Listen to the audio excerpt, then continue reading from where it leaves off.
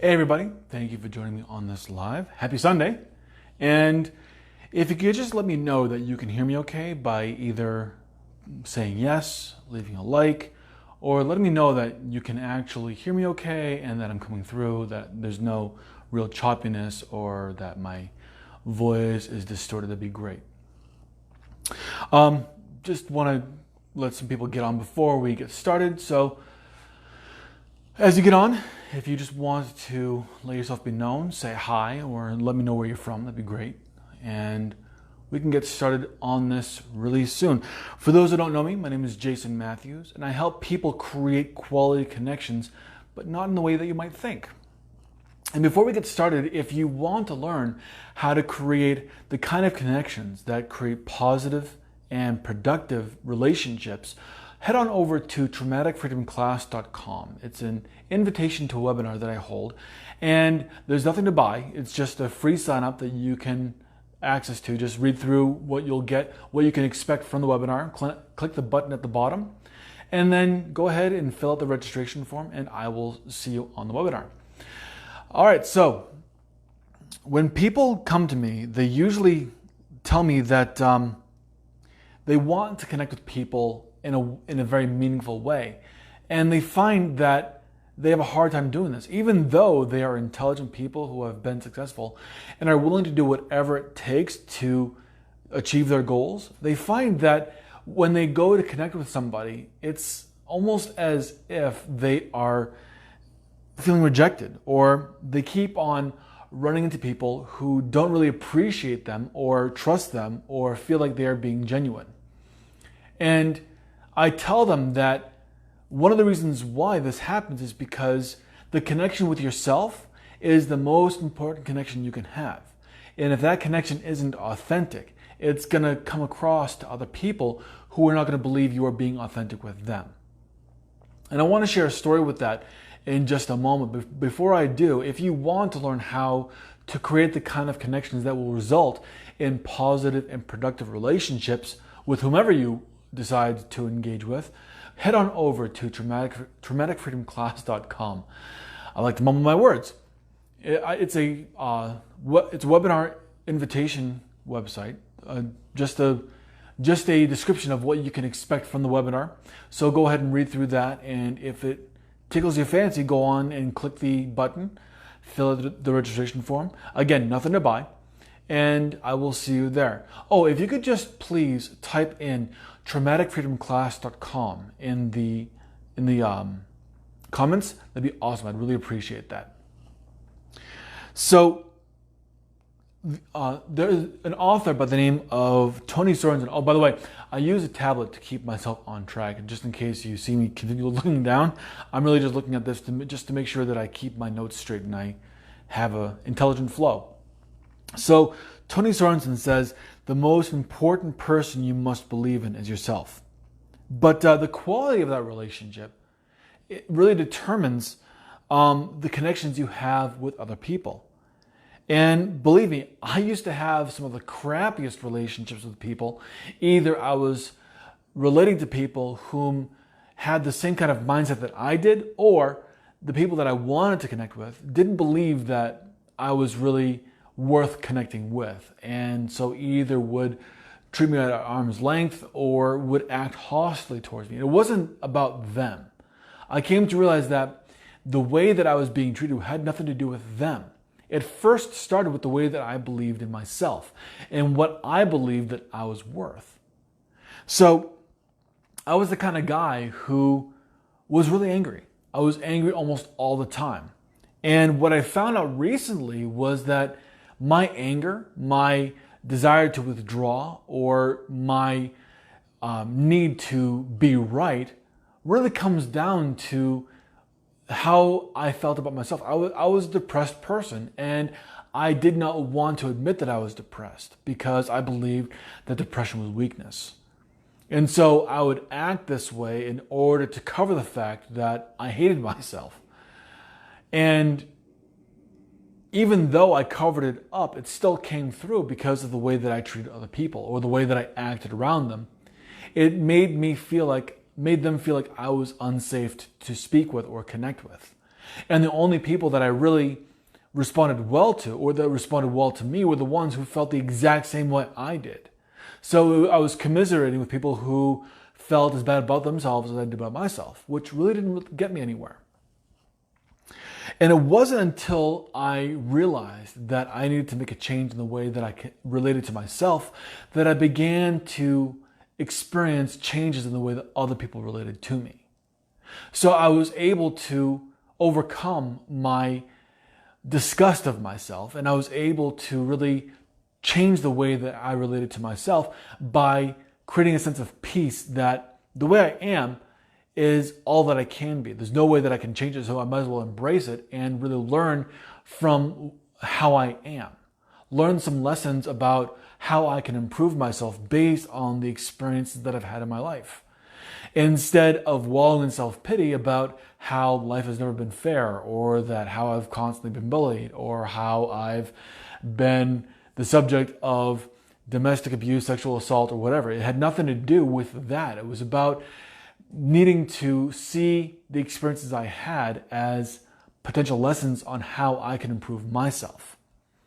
And as soon as I took that stance of what is it that I could learn from these situations and how can I use them to improve who I am, that I learned to really enjoy who I was and love myself, which allowed me to develop the confidence necessary to really interact with other people in a very positive way. And this really comes down to the fact that I was able to do 4 very necessary things. The first thing that I was able to do was recognize the emotional state that I was in. Anytime that something happens to anyone, it creates an emotional reaction. And that emotional reaction is something you cannot control. It just happens. It's basically your survival mechanism letting you know that something is not right and you need to address that situation now. And this happens subconsciously. In fact, the conscious mind is unable to deal with something that happens right away, or something that happens suddenly, something that makes you feel something that's upset. So what is an emotional reaction or an emotional state? So when someone cuts you off in traffic and you flip them a bird or you honk at them, that's an emotional reaction. When you accidentally get hit in the face by something and you get enraged, or you get hurt, or you scream at somebody because of that happening, that is an emotional reaction. If someone makes a comment and you take it a certain way, you feel like it is directed at you, and you either get angry, or you decide to withdraw, or you have anything else that stops the interaction that you're having with them, that is an emotional reaction. And again, your emotional reactions are basically your body's message to you that something needs to be done because the environment is unsafe. And so you react a certain way based on whether you need to run away from the situation, you need to confront the stressful situation, or you need to completely emotionally withdraw. So the first part is identifying the emotional state you are put into based on the experience that you had. So I said that it's an automatic response. And because of that, the second part is you need to honor or respect that automatic process that put you in that emotional state. Because really all that's happening is your body is doing exactly what it's supposed to. It is making sure you're safe and doing what it needs to keep you safe. Essentially, it is assessing threat and doing what it needs to keep itself alive. And not all threats are life-threatening. However, the body doesn't know it at the time. And so it takes any kind of conflict or any kind of stressful situation as a possible threat to life. And so it is going to create an emotional reaction that addresses that to preserve life and health. So it's important to respect that automatic process because it's a part of who you are. It's never going to go away, and it's always going to be the most important part of you that is going to ensure your survival. So the third part is after an emotional state happens, and you've identified that emotional state and respected the fact that you get put in these states without your control, it's important to return to a state of calm or a state of social engagement, the ability to once again safely interact with others and let other people know that it is safe to interact with you as well. And this is that calm state that everyone feels and that people strive to return to. So it's important to find your way back there. And then after that, repatterning the story. So after you've gone through the emotional state, recognized the automatic response, and returned to a state of safety, going back over the experience and really understanding how things happened and what the reaction was that you had and what you can learn from that. And after you've gone through that, then you're able to be more prepared for the next time something happens. You're able to say to yourself, okay, so I understand that I had this reaction.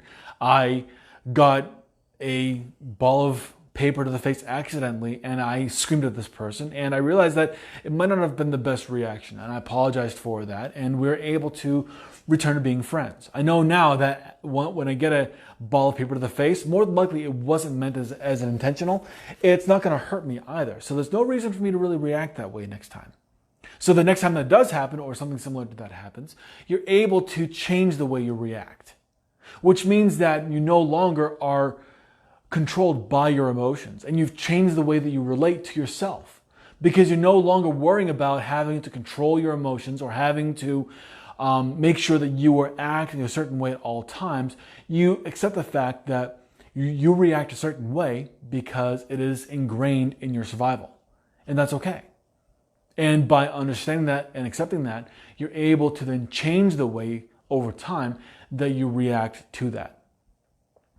Now, if you want to learn how to create the kind of connections and really control this process much faster, and you're serious about wanting to really make that kind of change, go on over to traumaticfreedomclass.com, go through the text that describes the webinar, click on the link, and fill out the registration form, and I will see you on that webinar.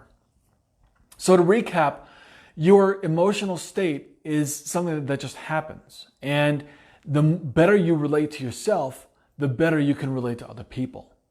And the better relationships you can create, because you realize that things happen automatically. You have no control over it. However, you can change the way that you follow through with that.